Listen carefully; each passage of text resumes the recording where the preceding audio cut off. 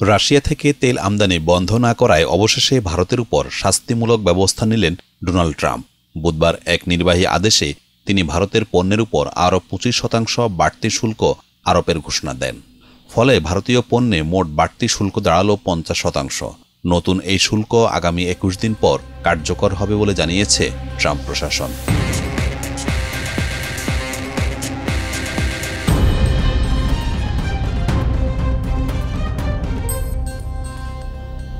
এর আগে 4 August Trump সামাজিক যোগাযোগ মাধ্যমে পোস্ট করে ভারতের বিরুদ্ধে ক্ষোভ প্রকাশ করেন।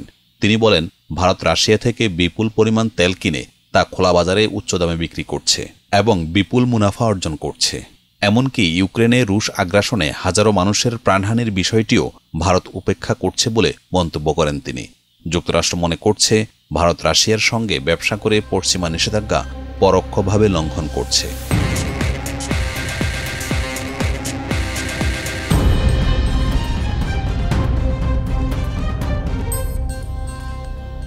এর আগে বাংলাদেশ সহ কমপক্ষে 90টি দেশের জন্য নতুন শুল্ক হার ঘোষণা করেন মার্কিন প্রেসিডেন্ট ডোনাল্ড ট্রাম্প।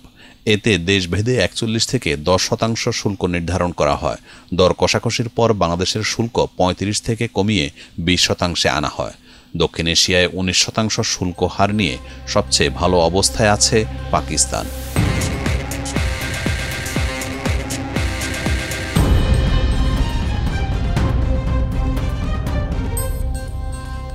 অন্যদিকে প্রতিযোগী দেশগুলোর মধ্যে সর্বোচ্চ শুল্কের মুখে পড়েছে ভারত।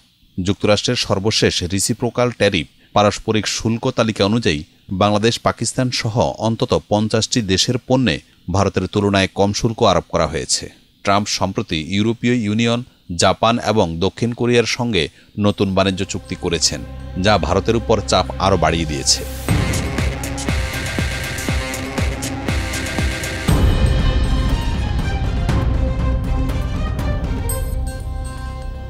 বাংলাদেশের জন্য এই পরিস্থিতি বিশেষভাবে অনুকূলী হতে পারে। যদিও ঢাকা ও ওয়াশিংটনের মধ্যে কোনো মুক্ত বাণিজ্য চুক্তি নেই, তবুও 20% শুল্ক হার ভারতের 50%-এর তুলনায় উল্লেখযোগ্যভাবে কম। বিশেষ করে তৈরি পোশাক খাতে এই শুল্ক সুবিধা বাংলাদেশের প্রতিযোগিতা সক্ষমতা বাড়াতে পারে। যুক্তরাষ্ট্র বিশ্বের সবচেয়ে বড় পোশাক আমদানিকারক বাজার, যেখানে বাংলাদেশ ও ভারত দীর্ঘদিন ধরে শীর্ষ প্রতিযোগী। এখন শুল্ক ব্যবধানের কারণে ভারতীয় রপ্তানি ক্ষতিগ্রস্ত হলে সেই বাজার শেয়ার বাংলাদেশের হাতে আসতে পারে।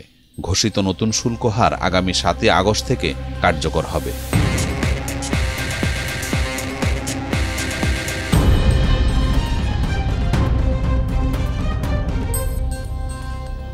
এইদিকে ট্রাম্পের ঘোষণার পর কড়া প্রতিক্রিয়া জানিয়েছে নয়াদিল্লি। এক বিবৃতিতে ভারতের পররাষ্ট্র মন্ত্রণালয় জানিয়েছে, রাশিয়া থেকে তেল আমদানি একান্তই বাজার নিরাপদ এবং দেশের 140 কোটি মানুষের জ্বালানি নিরাপত্তার জন্য এই সিদ্ধান্ত নেওয়া হয়েছে।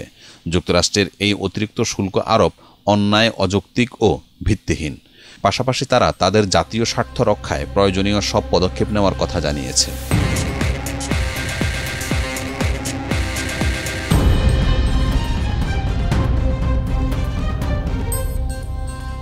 ট্রাম্পের শুল্ক সিদ্ধান্ত এখন শুধু একটি বাণিজ্যিক পদক্ষেপ নয়, বরং তা হয়ে উঠেছে আন্তর্জাতিক রাজনীতির এক নতুন হাতিয়ার।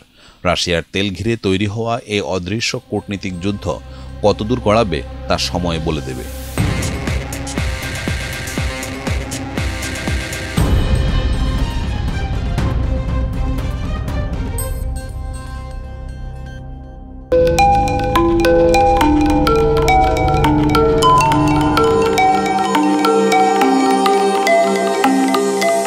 টেক টিভি, দেশ ও দশের কথা বলে।